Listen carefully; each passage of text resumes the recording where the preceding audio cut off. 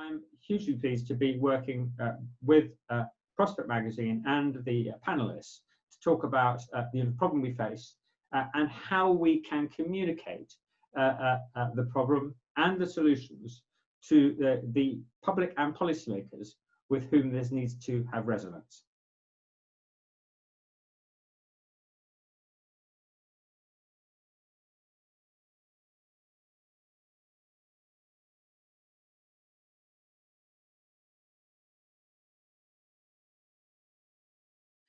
So we saw countervoices begin to emerge that posited that actually the policies required for a fast economic recovery for jobs, income, financial security were not compatible with environmental protection.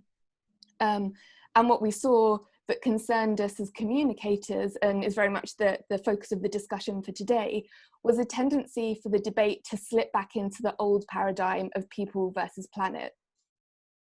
At the end of the day, it isn't about nature versus business. We're frankly, excuse the pun, we're all in the same boat.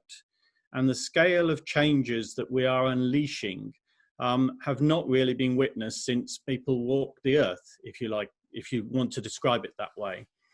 And our response is piecemeal and still fragmented.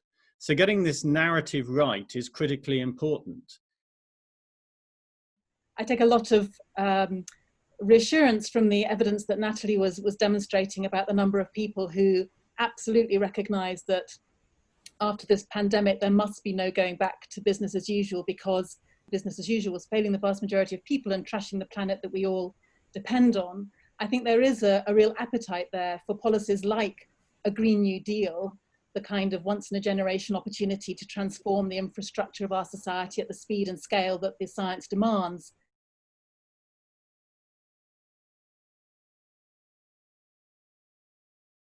It's a moment of reevaluation for all journalists, I think.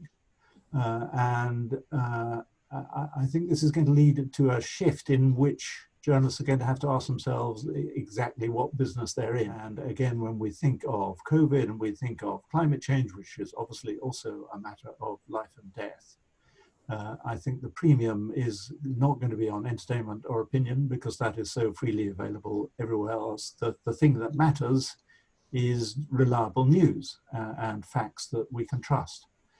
We've got a world at the moment that is floating in a sea of information.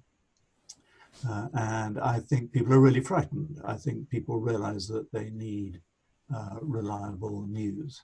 So the question is whether news, because the business model is really gone, can reinvent itself as a form of public service, because there is a corresponding appetite from the public for information that is trustworthy. It's also about highlighting the kind of cause and effect. So, you know, when nature and people have worked together, what are the benefits and how can we kind of showcase those best case scenarios? And also what happens when that goes wrong? And, you know, just being straight with the facts about that.